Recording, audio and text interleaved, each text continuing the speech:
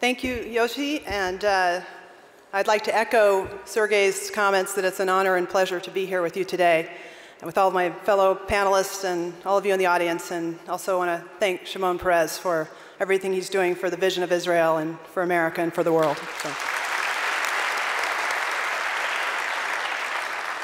So I'm going to spend just a few minutes building on some of the themes that Sergey talked about, a little bit about what's happening with the internet and how it's affecting all of our lives, the way we live, the way we work, the way we love.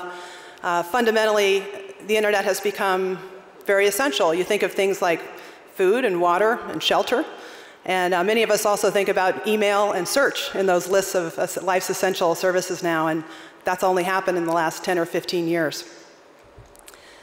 The main theme that I want to communicate today is that in some ways the more things change, the more they stay the same. That amidst all of the things that the internet enables and all the complexity that has occurred and the sophistication of consumers, the more consumers want to simplify and find a faster, richer experience and connect to people who are important to them.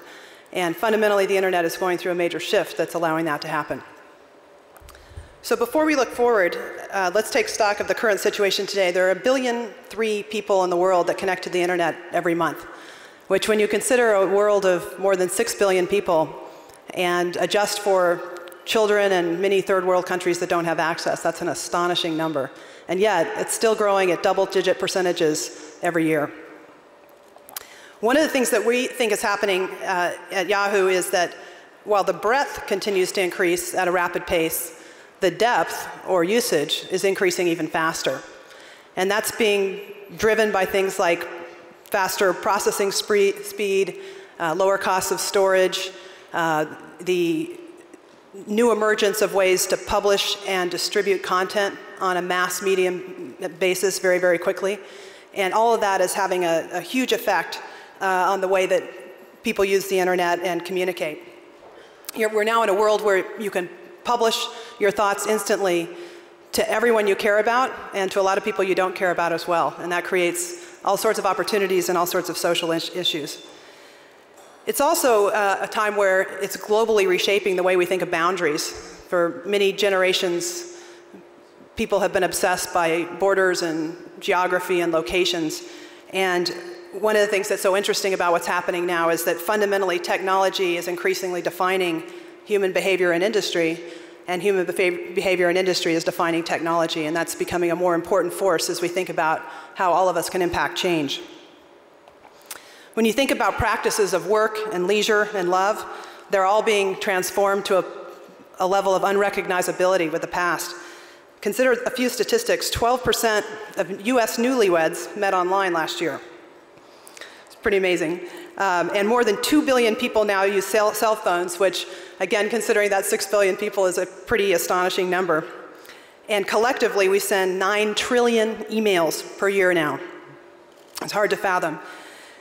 When you think about how we live day to day, you use the internet to resurface old high school or college relationships that in the past would have stayed in the past. We use it to shop for birthday gifts still at the very last minute, just like we did when we were doing everything in an analog world. We use it to find things we're passionate about, whether it's checking out fellow helicopter ski enthusiasts or checking out the fire that's burning down the street to share that with your friends. Videos that feature putting Mentos candy in soft drinks. That's a fairly popular one among my kids at the dinner table. And increasingly, the experiences are becoming much more personal.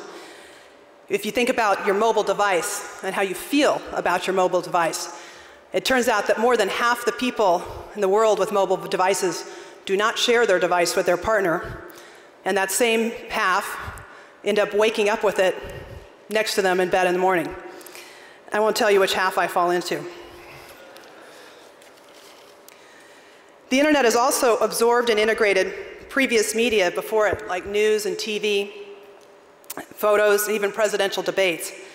And we can do more and more today. It's increasingly, the internet is basically mirroring what it is that's important to us as human beings.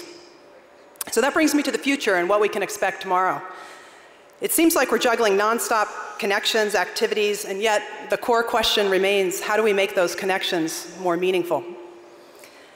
After user and usage growth, probably the most remarkable part of what is happening is the way that media is being consumed and transmitted and published. And of course, only a few years ago, we thought of media as being one choice and one message. But technology is changing that and bringing an array of options to let users and consumers narrow what experiences are being surfaced to them by what's most personal. Think about what's happened with TiVo, or think about the iPod, or RSS feeds for all you aficionados in the audience. We've truly moved from mass media to my media, and ultimately what we're moving toward tomorrow is what we call we media. That's essentially the ability to surface the things that are most interesting to you and instantly publish it to the social graph of all connections that are relevant to you. Ultimately, in that world, the old phrase of content is king is melting into individual consumers becoming their own monarchs in every place around the world. And anyone can participate. Sergey asked how many people were blogging. It's from blogs to Craigslist to Yahoo Answers. That's my first commercial for Yahoo. I'll come to some more later. People are depending on each other for news and perspective and decision making. Just a few more stats on this. There are 200 million blogs in the world and growing. Photos taken by people witnessing the London bombings a couple years ago hit Flickr before the media teams reached the scene.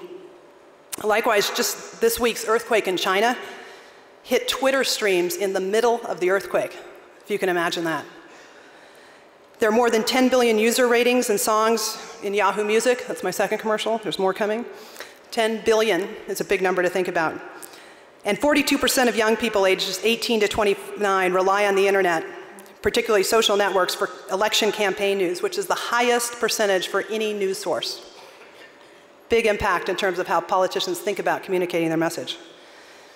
We've all experienced the power of a trusted connection and recommendation. And this is more nuanced than you might think.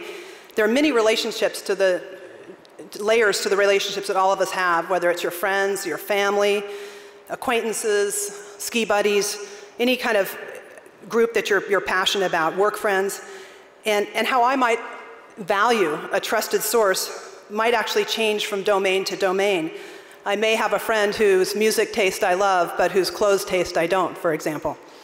So creating systems that acknowledge and are able to surface these subtleties is going to be very important in how social media evolves.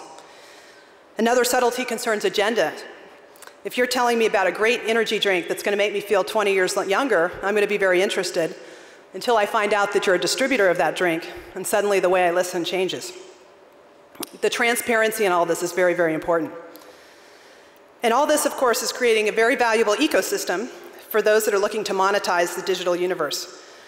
I'm sure Morris Levy will talk about this more, but global ad market is expected to be $65 billion in a couple years, and the internet is now rivaling television in terms of its scale and the number of dollars that are feeding into it on a global basis. And imagine the people who were creating the internet years ago as a weapon against the Cold War, imagine what they must be thinking now. As we look forward, it's becoming clear to Yahoo that the web is becoming more open and social. We think these are the two most important trends as we move forward. And the basic fuel that's driving that is relevance. Consumers care about what's important to them, and in some ways the web is just starting. Our homepage, Yahoo's homepage, is the same for every single person that logs in today. And tomorrow we'll be able to serve results based on what you care about in every different module of that page. One of the things that we're doing as a result is opening up all of Yahoo's properties to third-party developers to innovate on what is the world's largest canvas of 500 million users that come to our site every month. Today, Yahoo is, in some sense, the largest social network, and in some sense, the least useful. We have enormous capabilities of 250 million people in email, tens of millions in groups, Flickr, if you look around all the properties in Yahoo that are fundamentally social and have social connections, our address books, we have an enormous opportunity, but we haven't made it easy by fundamentally igniting that social graph in one push of a button. And that's fundamentally what Yahoo's most focused on in terms of its consumer strategy going forward. One of the things that, if you can imagine what would happen with that if we are successful, is you could take an email box, which right now is organized sequentially or by sender or by subject or however you want to sort it, and fundamentally create a social graph to prioritize those acquaintances that are the most interesting to you. So if I get an email from Rupert Murdoch, it's going to appear right at the top of my email. So take note, Rupert. Or if I log into Yahoo Sports, if Terry Semmel has just changed his fantasy football choice, then I can surface that, and immediately, with his expertise and trust, I could go for the same league. Yahoo Music, if Sergey's given the latest YouTube video the nod, which one am I going to look at first? These trusted relationships are very important to the future. And of course, on Yahoo Buzz, if I get a notice that Maurice Levy just buzzed up a story about the latest French mistress scandal, I'll be sure to look at it. We think of social at Yahoo as a dimension, not a destination, not a URL to navigate, but something that's infused in every experience and is useful in every way possible. So just to conclude, the next stage of the internet of evolution in our mind really relies on three different things. First, creating an open experience where consumers decide how and where to access the content that's the most relevant to them. Second, establishing highly personalized filters for people as we deal with this quantum leap forward of personalized content, whether it's user-generated, user-customized, or just mass-produced. And third, in establishing stronger connections between online and offline worlds.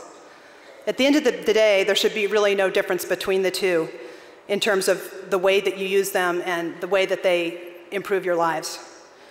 It's simply the digitization of everything we do in the real world and everything that we're passionate about. And that's why I would say the more things change, the more they stay the same. Thank you.